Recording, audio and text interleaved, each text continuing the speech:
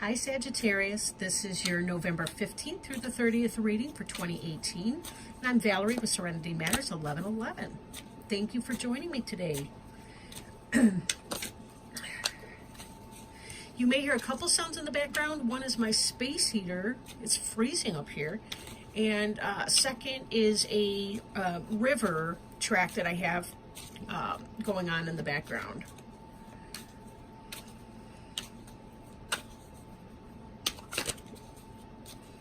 This is a general reading, so just a reminder that it may not apply for everyone.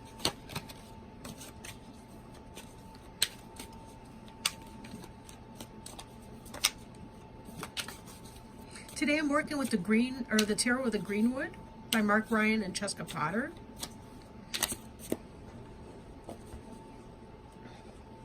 I think this deck may be out of print. I'm not really positive.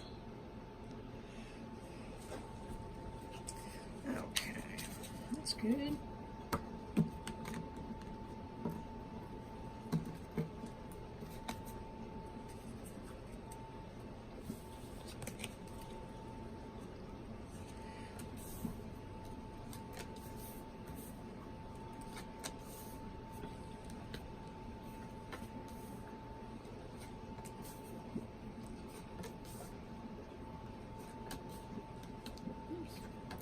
I'm not reading reversals today per se. I mean, each card kind of contains within it its own sense of a reversal. And it's always important to be mindful of that. Okay. Now, the bottom of the deck, we've got 7 of Arrows. 7 of Arrows is insecurity, anxiety. This is kind of head trip. If you'll look at, there's some kind of energy up here at the top of this person's crown chakra. There's arrows flying in. These look like ghosts and skeletons riding ghost horses. Again, that kind of plays in with the mind playing tricks on you, imagination. For some of you, it may be soundly based in other people, but typically this card indicates that there's something going on in your mind. Anxieties and insecurities about the way that you're thinking or processing your situation. Again, doesn't mean that there's not real stress going on, but it could be that you're playing a role in your emotional distress. It's a very human, very normal thing for us to do, but sometimes we can take the situation and make it even worse by the way we think about it. Arrows is the suit of air. So anytime you're dealing with the air suit, you're dealing with your thoughts, your logic, information, that sort of air elemental. So again, be careful how you're thinking about a situation. We see here up on our top row, we see responsibility, we see burden, we see issue, right? Having to do with the daily grind, the struggle of your day-to-day reality. This is a heavy burden. Typically, it relates to the hearth fires. It relates to the home. You see kind of the teepee here. This person's back is bent, but they're walking towards that. The responsibilities that you're taking on are because you're trying to take care of your home and your family life. Now, 10 indicates a sense of completion, so it could be that these are behind you. In the position it's in, it's kind of moving towards the past tense, but it's been something that's been on your mind. You've been focusing on your responsibilities because you've had a lot of things going on. With this card, there's also a sense, I shouldn't have put this stuff in the plants, I suppose, but it's whatever. I'm trying to use my light in this room better. It's not really working out all that well, but I can't do the lamp and the space heater at the same time, and it's freezing up here. Anyhow, we've got the Strength card. Strength is related to the Leo suit. Doesn't have to specifically be a Leo, but this is about strength of inner character. Inner character. So you've been coming from this period of time where you've been feeling burdened and having a lot of responsibility. There may be other options for you in how you're dealing. Tapping into that internal strength. delegating. Sometimes, knowing which battle to fight is half the battle. You know, you don't have to take on them all. Choose your battles wisely, and that can help you alleviate. I'm also feeling that for a lot of you, you may need to be delegating some of the responsibilities that you otherwise would do yourself. It may be better to ask or allow for your kids, your partner, whoever lives with you, to take on some of those responsibilities. Even if they don't do as well as you would do if you did it, it may not even matter in the long and short of it. People will get better at doing tasks the more practice they have with that. So be careful you're not overburdening yourself to take on somebody else's burdens. And then we see this energy of hearth fire. Again, that theme is mirrored from the responsibility card back here, where we had a sense of hearth fire issue. Strength and Leo, I will note, is associated with the heart chakra. So is the Eight of Wands hearth fire card. That's very much about heart chakra issues. So if you feel that you don't deserve to have your family help you with things, take on additional tasks and chores at home, or other types of responsibilities, that could be because you're having an issue with self-love. So self-love may be very important to examine at this point. You'll note that this cougar here, this mountain lion, is holding what looks like a bowl or a cup. The idea is it's about fulfilling yourself first. Because once you have enough in your cup can runneth over, and you can provide for other people. But if we don't fill our own cup first, we don't have anything for anyone else. And that can create pain and resentment. Heart chakra issue, pain and resentment, loathing for those around us, even if we deny how angry we become at them. The denial of anger doesn't mean the absence of anger, and then we can have all kinds of issues. So be very careful that you're paying attention to your own needs as you're moving forward. Don't allow this sense of insecurity here to talk you out of your birthright for happiness. You'll notice that this arrow here, it may be a little bit low of the heart chakra, but it still can be coming in as that. I'm going to have to turn this plant because it's, well, maybe not right now, but anyway, I'm going to have to figure out this plant later. So don't talk yourself into that. Examine the issues of heart. Where have your heart issues come from in the past? Like, where have you learned that your needs and desires don't matter or don't count, or that they have to take a back seat to the needs and demands of everyone else? That all plays into this responsibility card. And all the things that you've been doing here. Don't break your back because you're trying to deal with these issues. Note that the part where her back is bent, or his or her back is bent the most, is just opposite the heart. But it's all heart chakra, right? So each of these cards is indicating the need for self-care, delegating responsibilities. Do not talk yourself out of that. Find that internal strength, right? Boundaries are important to set with other people. We're allowed, entitled. I strongly encourage you to set boundaries with other people. The fact is, if you, without boundaries, we would kill each other. I mean, it's a given, right? Imagine yourself on a road. You're driving down the street. Maybe it's usually a 3-lane road, and you've been on a road where they've just resurfaced, right? And they have no lines painted yet, and people are kind of all over. They have nowhere to go. Like they don't know how to drive on that. Usually I'm driving along thinking, come on, guys, it's not that hard to figure out. It's a 3-lane road, big deal. But the truth is, when we don't have those lines of boundary, those lines of distinction and differentiation, it becomes very, very confusing. We don't know where to go. Learning how to hear no, learning to speak no is some of the most amazing empowerment that you can do for yourself and for other people. We're going to hear no later in life. If it's your kids, they're going to hear no from their boss, from the college that they want to go to, from the teacher at school. They're going to hear no from their friends, parents. They're going to hear, we're all going to hear no for our entire lives. So we may as well learn how to hear it and how to be comfortable and how to accept that. And that's part of that experience. We teach others how to treat us. And part of the strength card too, and then I'll move on to some of these other cards here.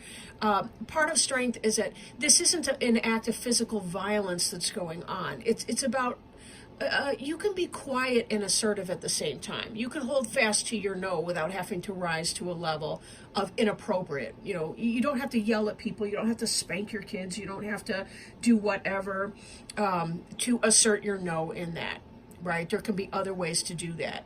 Obviously, I can't get into a parental thing right now, but certainly seek assistance if you're not sure how to achieve some of the outcomes that you want, right, with that. You know, usually it's enough to withhold something that your kid likes or to apply something that they like. Very basic behaviorism to encourage participation from the family. But you may have to have some community meetings to figure out what that means. So don't be afraid to come into your power, because when you assert your power, you're modeling strong assertion to other people. It does not mean that you're taking their power away. You're just saying, look, this is where I end and you begin, and you're not allowed to cross over into that line. Oh, okay.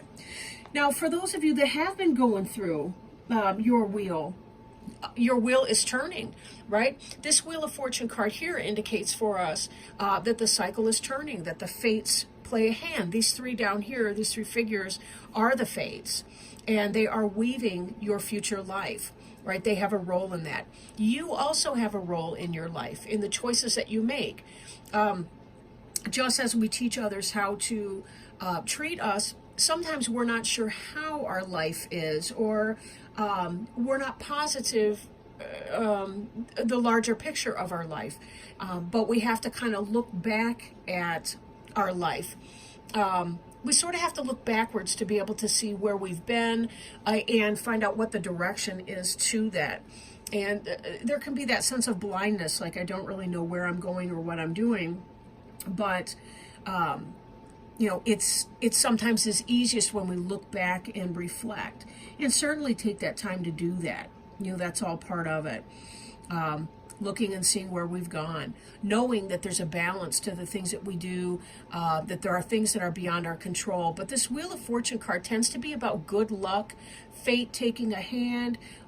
If it's meant for you, it will happen. You will not miss the opportunities that are destined for you. That's what destiny means.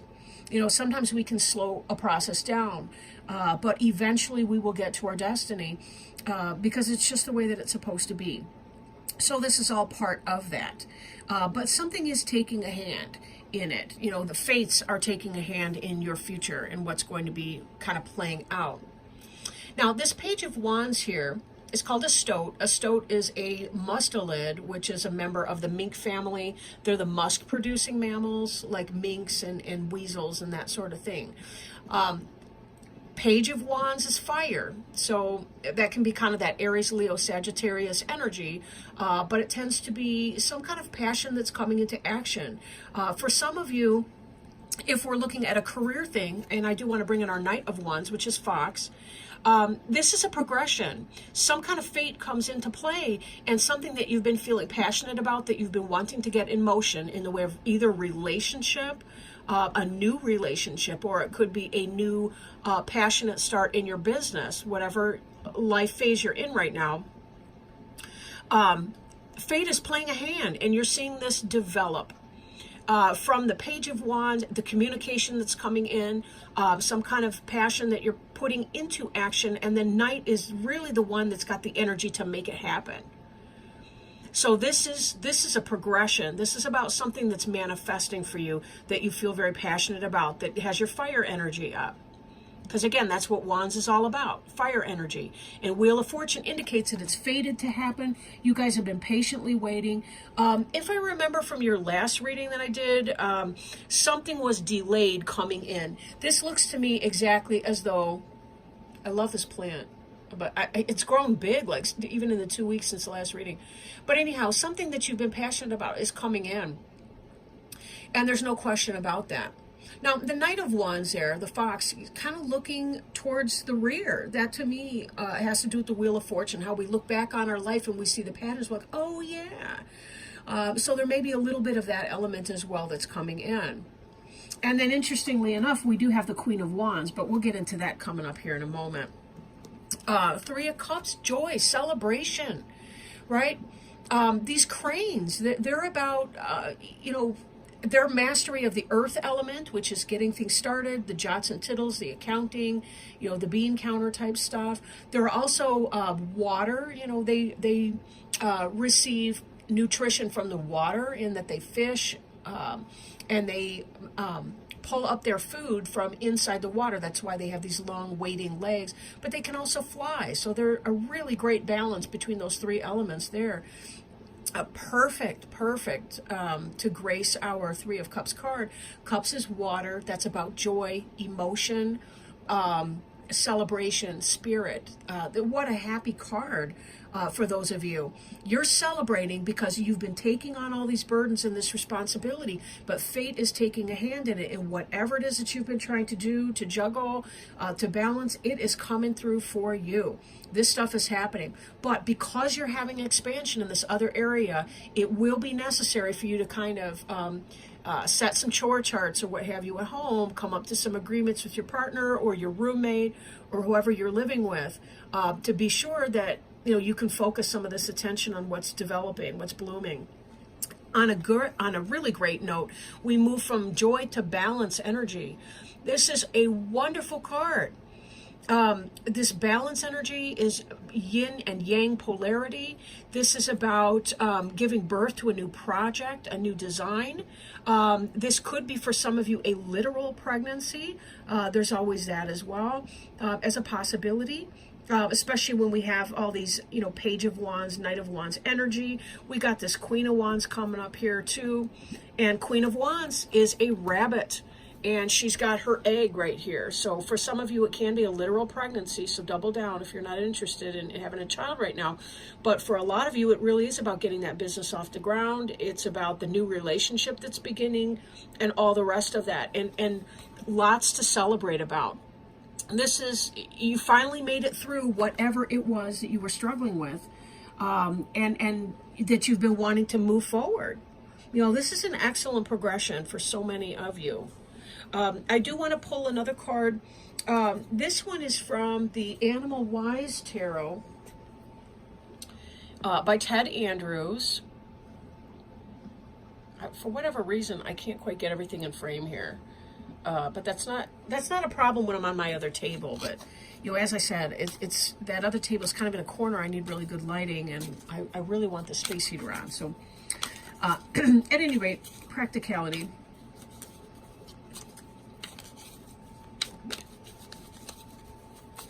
We'll pull one of these cards and see what kind of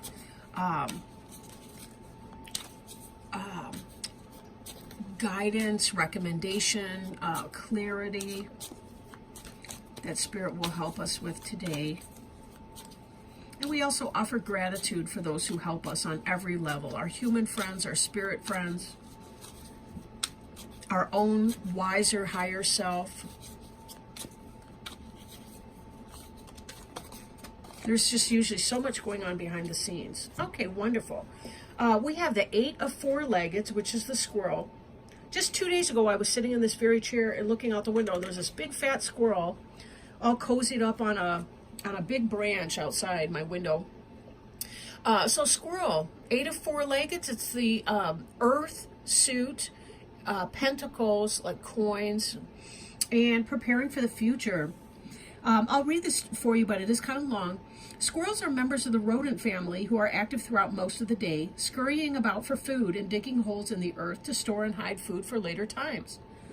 Although squirrels are not signs of great monetary gain or prosperity, at this time its appearance serves as a strong reminder we are on the right track, laying the foundation and making the right preparations to enable us to succeed and prosper in the future.